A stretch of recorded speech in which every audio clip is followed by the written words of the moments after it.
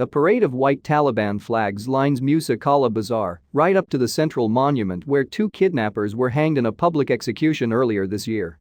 The flags flutter from almost every shop and celebration, some rough and handmade, others printed and lined with tinsel.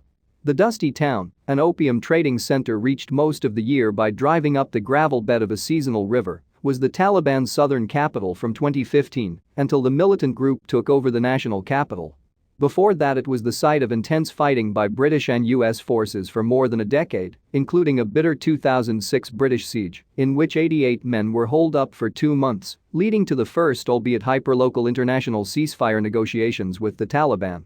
Now its rulers control the country, as well as this stretch of farming valley, and the only physical traces of the foreign mission are a couple of broken concrete spans of a bridge to nowhere, shoddily built and mostly washed away in the first flooding season that followed. The memories run deeper, and they are not good. Here 23 British soldiers and at least 4 Americans were killed, fighting in the name of a better, peaceful Afghanistan. As such, it is a place that carries particularly painful associations for UK troops. Yet the legacy of their mission, seen from Musa Qala, is only a mirrored grief and a scattering of families. They spent a lot of money and killed a lot of people, said Sufia, a widow in her 40s. But they left nothing behind except these terrible memories. She lost her husband to a mine 13 years ago. Those weapons were usually deployed by the Taliban, careless of civilian lives, whether planning suicide attacks in towns or burying improvised mines to catch patrolling soldiers, but Sufia refused to assign blame. Had Nato not come to Musa Qala, she said, there would have been no fighting. Sufia has plenty of losses to chalk up directly to the Western presence. An uncle, a great-uncle and her father-in-law, all civilians, died when a mosque where they were praying was bombed, she said.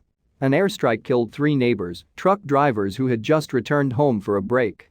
The survivors fled, and the empty ruins of the home still lie next to her pomegranate trees, a permanent untended memorial.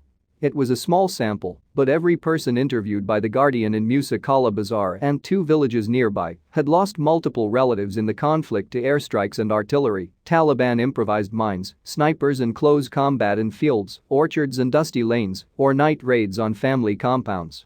Abdul Wali, who at 40 is a little younger than Afghanistan's civil wars, sells cold drinks and ice creams in a bazaar cafe with mirrored walls and blue and green plastic chairs and tables.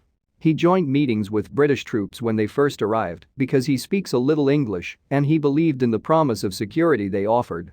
We were happy when they arrived because we thought they would bring peace. Instead, they killed our people and we can never get them back, he said.